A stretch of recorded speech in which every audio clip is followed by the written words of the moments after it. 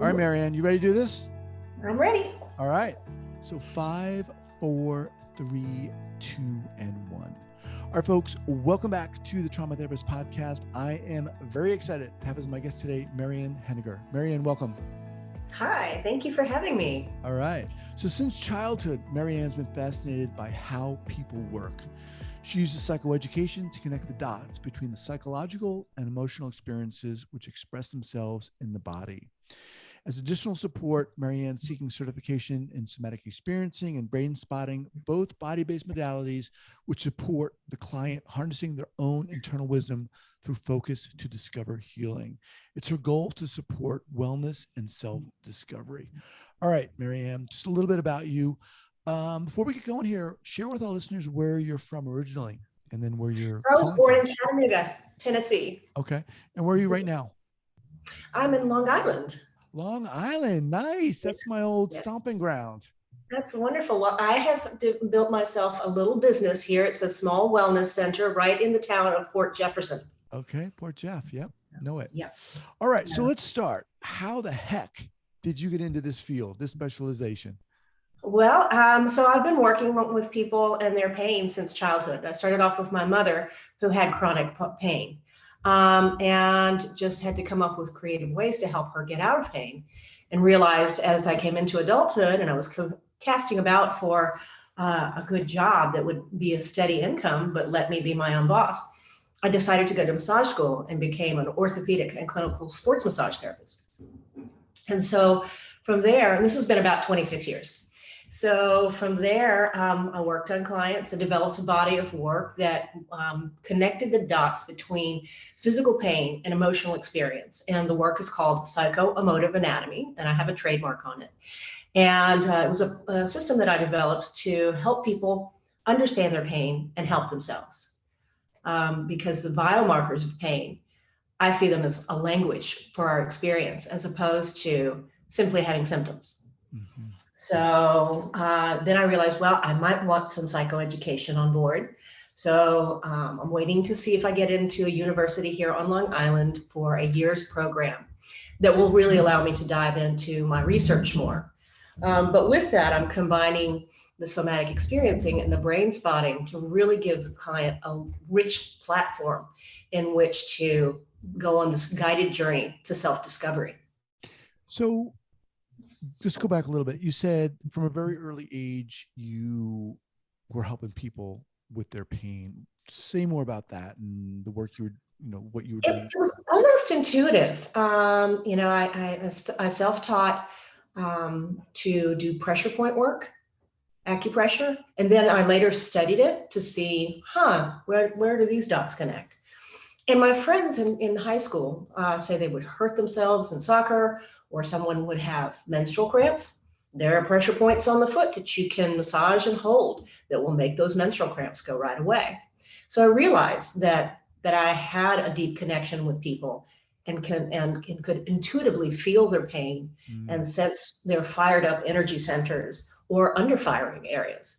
So I decided, to understand about the body and get some real education and biomechanics and how the body works. So just as a young kid, you were drawn to people who were in pain or needed help, and similarly, they came to you. They were drawn to you because you were a healer, essentially.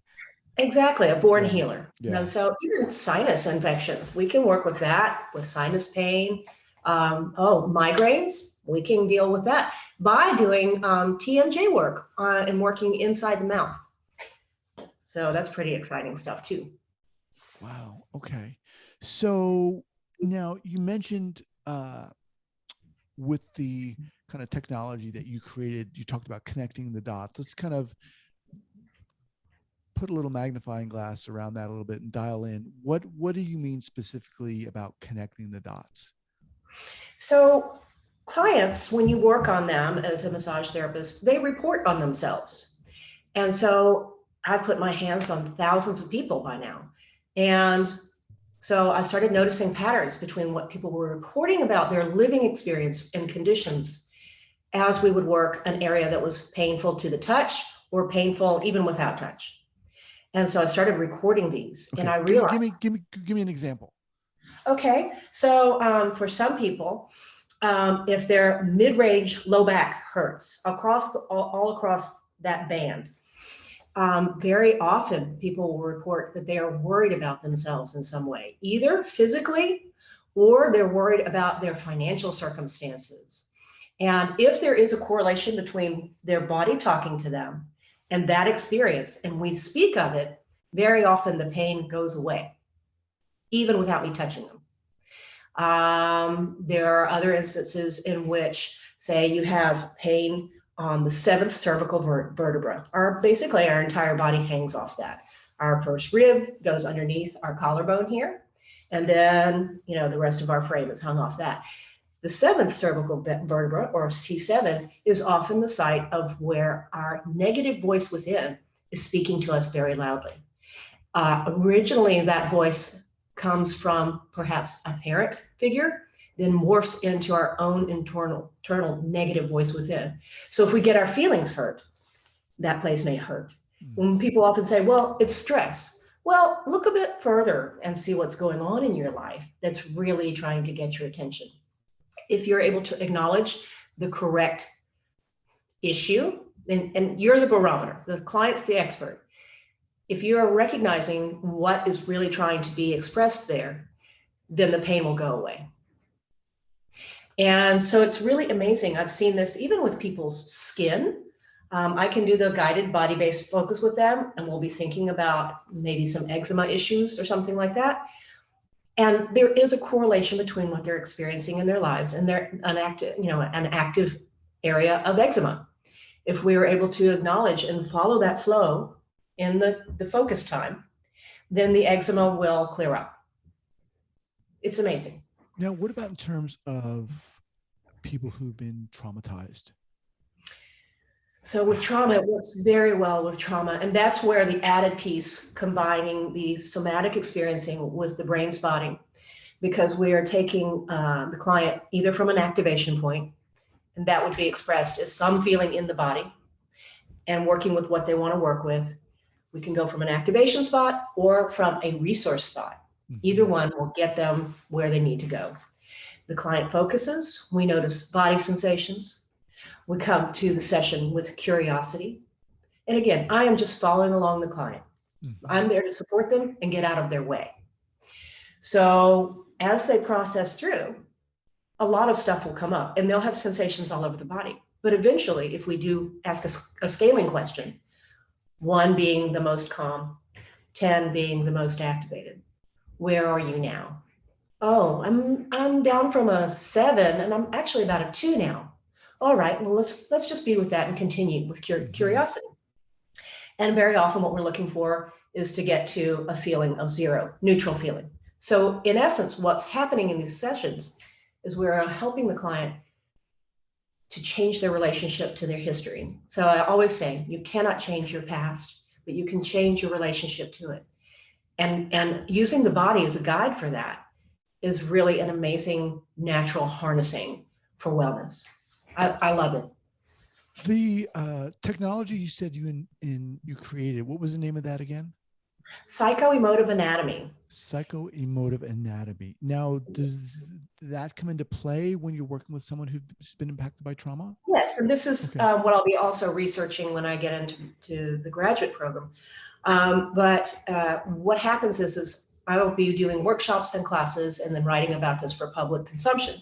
Okay. And so as I help people begin to think of their body as speaking to them through pain or biomechanical dysfunction, that they can say, okay, yeah, you know, I really did get my feelings hurt recently and my neck's been killing me. And so you start thinking about that. And if they can kind of start doing a natural brain spot on that, then they will be able to get through the maze of whatever it is that's got them showing pain, come through it, come to their own understanding of it, and then the pain alleviates. And so psychomotive anatomy simply lays out what the person may be experiencing. And if it is accurate to their experience, they'll get a yes, internal yes. If it's not accurate, they keep exploring. So I'm still learning from my clients. There are layers and layers of this stuff. Some of it's universal from one client to the next. Some of it's endemic to you. An example, say I was having a huge fight with my husband. Well, I happened to be very angry at him, and went down the stairs and I stepped funny and broke my ankle.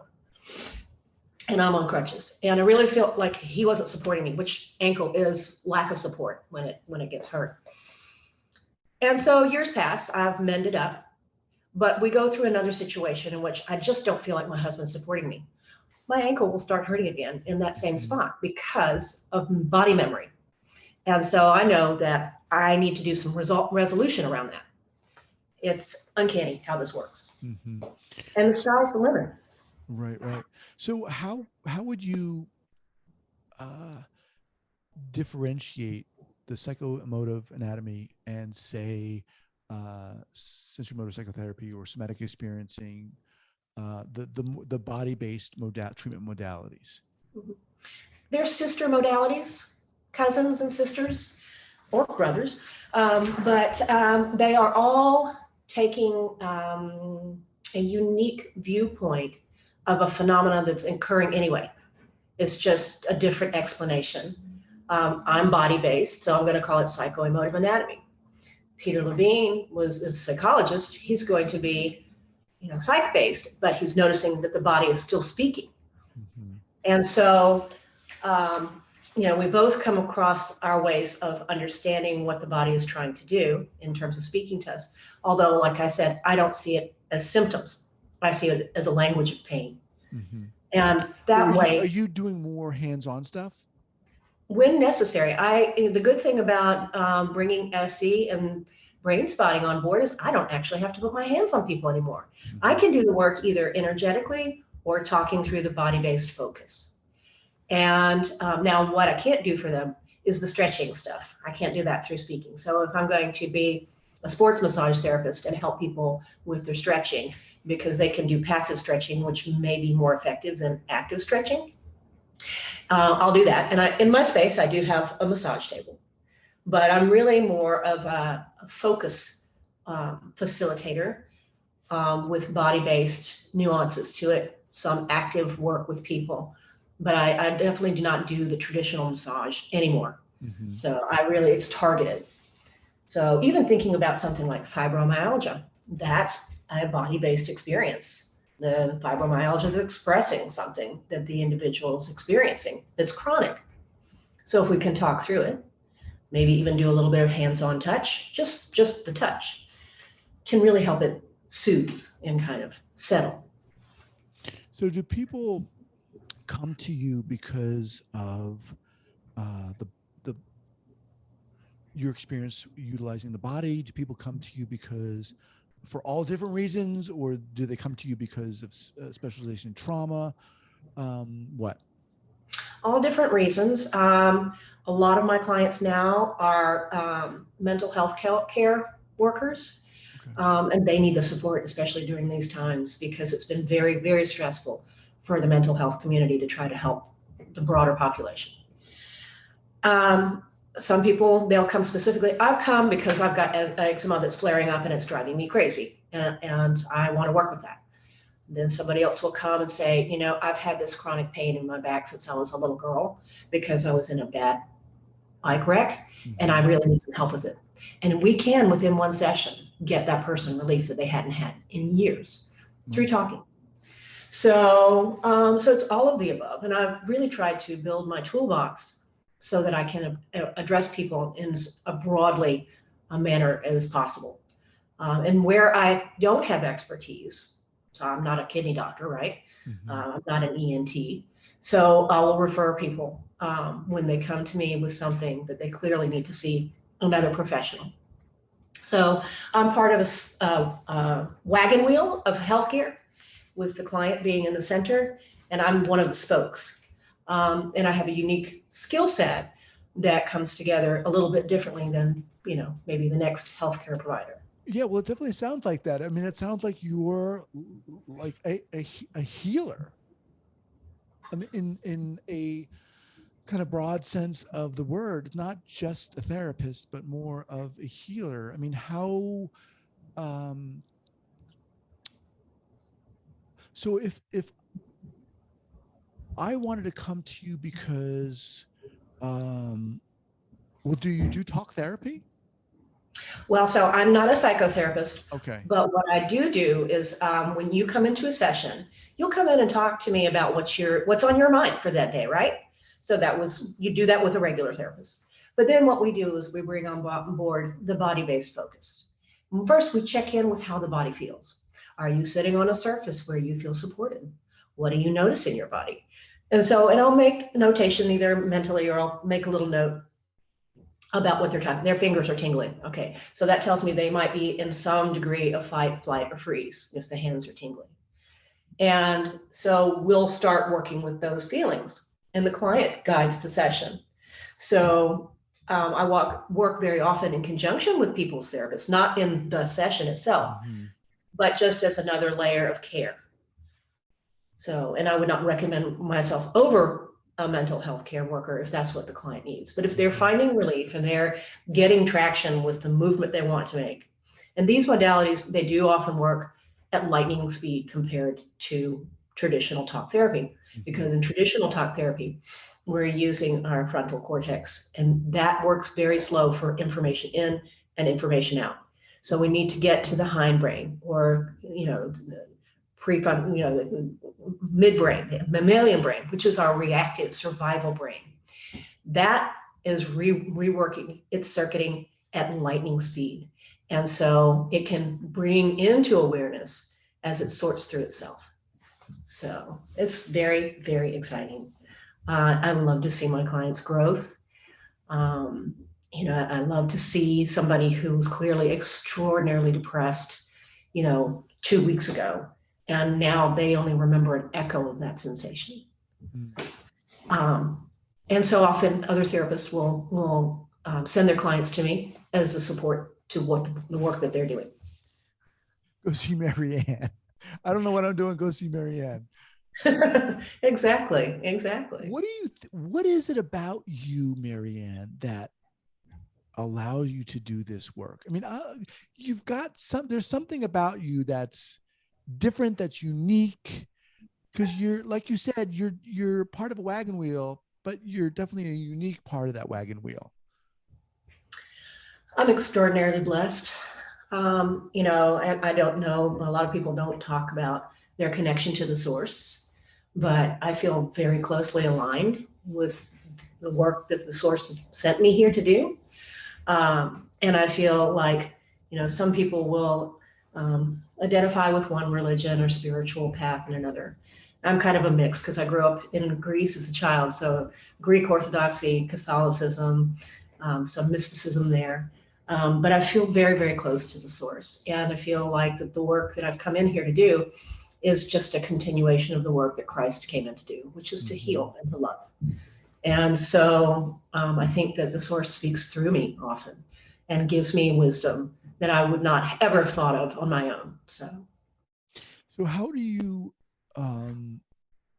market yourself in a sense? Do you don't call yourself a therapist, you call yourself a healer? I'm a wellness coach. I just finished my certification through Mayo Clinic. And so that'll be another one of my little plaques on the wall. Because I felt that it would give me the most freedom to traverse the physical, the emotional, the psychological, arenas that I operate in. Okay. So let me ask you what I ask my guests on the show, which is to share an early clinical error, mistake, mishap, and what you learned from that. Okay. Let's see. Well, something that happened early on. I may have overstretched somebody at one point, and I needed to go into it more slowly. And what I learned, they drove home in massage school is never, ever, ever do ballistic stretching. And that wasn't what I was doing. It was just that this person, they just didn't have the degree of flexibility that I thought they would. And so, but I self-corrected quickly, because as I had them in the stretch and I was pushing the leg, I had them activate those large thigh muscles and push me away. And that allowed for broadening of the muscles instead of elongating. And that helped them get the stretch they needed. But, I just pushed them a little too fast at first. And so it was like, but we were able to backtrack. What's ballistic? Ballistic stretching is when you do bouncy stretching. Right. Never, ever do that. That's very bad for your muscles. Oh, okay. And because they think that you've, like if you do the neck forward quickly, it thinks it's had a whiplash. Right. You don't want to do any bouncing stretching because it actually ends up hurting your muscles. Okay. So, all right. So in terms of, offering some guidance to kind of new clinicians out there, students out there who are listening to this, you mentioned you're a wellness coach. You're not a therapist. You're not a psychotherapist. And you said you felt that was the best option that would give you a certain amount of freedom. Talk about that a little bit. Because I know people are going to be listening to this and going, okay, should I pursue being a coach? What about being a therapist? I think this is a interesting topic. Well, I have to say that I feel like that the psychoeducation that I'm developing is invaluable. I spent already 3 semesters through a university in Arkansas. And that really informed me that I don't want to go into clinical therapy that way because of just some of the limitations that you may come into with that. And other people, they love that structure. There's a lot of regulation and a lot of things that you have to adhere to. And there's a lot of paperwork that would just take away from my client time. And so there are, especially like I hear in Australia, there are a lot of people who maybe have their education in psychotherapy, but decided to become wellness coaches because it allowed them to open up their practice. Also, wellness coaches don't diagnose. And in order for you to do third-party payer, you have to get some type of diagnosis for the client, which follows them. So I didn't want to be part of that system either. Also, I grew up with a psychotherapist. And I just saw some of what that person went through and just realized I have two entities that I have to answer to is the client and the source. And I can't let anything get in between. So what I would say is definitely go get education, psychologically, so that you know what other people have done before you. You can take the best from what they've done and leave the rest for what doesn't seem to work. It also gives you discipline for focus. And then, cast about, look at some videos on Brainspotting or on Somatic Experiencing on YouTube. There's some very rich information there that people can really enjoy and kind of find their way. But this path, I had a little bumpy road coming into this path because I didn't know exactly how I was going to pull it all together. And I kept saying in the beginning of the pandemic, I need to get this pulled together. And I just want to get my arms around the world because people are suffering. And so now that I've pulled all these threads together, I feel like I can get my arms around the world finally. So awesome. All right, Marianne. So what's the best way for people to get in touch with you? Okay. So my website is Insight Healing Ministries. Okay. It's at Healing Ministries. Okay. Yes. It's very easy to traverse the site. Gives you more information about me. And then of course you can contact me through that. Okay. So, and you mentioned that you're working with a lot of therapists. Yes, I am working with a lot of therapists. And that's been rich and wonderful too, because these people really know, if they have the discernment for value, added value for the session. And they can see just about anybody. That the fact that they are seeing a somatic experiencing brain spotter, speaks to what they feel like they're getting. Right. Do you feel as though you have a particular place in your heart for therapists? I mean, are you able to help them? Yeah, I really feel for them. Okay. Yeah, because I feel like that they're really putting their all out there, and it's a rough path, and they don't get the same amount of freedom or ability to get the support they need. And since they're supporting everybody else, I feel like I'm part of a tiered, thing here. Right. All right, Marianne, in terms of a go-to book recommendation. Okay, so I just picked this up recently, and it says it's When the Body Says No, and it's by Gabor Mate. Uh-huh. And he's just another one of those people that has noticed, he's a physician, has noticed that, disease or just, physical issues have a psychological component to them. In this part of the book that I'm reading right now, it's about MS patients and inescapable stressors, either from family or from events, and they have been stuck in the fight, flight, or freeze cycle, and so they develop MS. And so I'm just curious about that. And again, I'd love to be part of broader research to see if we can help people lessen their symptoms by addressing them with the guided body-based focus. So we'll see. Awesome. All right. So I'll have that linked up at the show notes page at the traumatherapistpodcast.com, both your website, Insight Healing Ministries, and of course, Gabor Mate and that book specifically.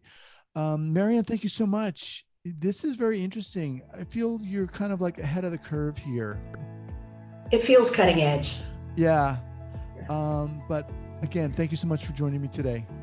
Well, if you'd ever like a sample experiencing, certainly please let me know. I will, definitely. All right. Thanks so much. Thank you so much. Okay. Take care.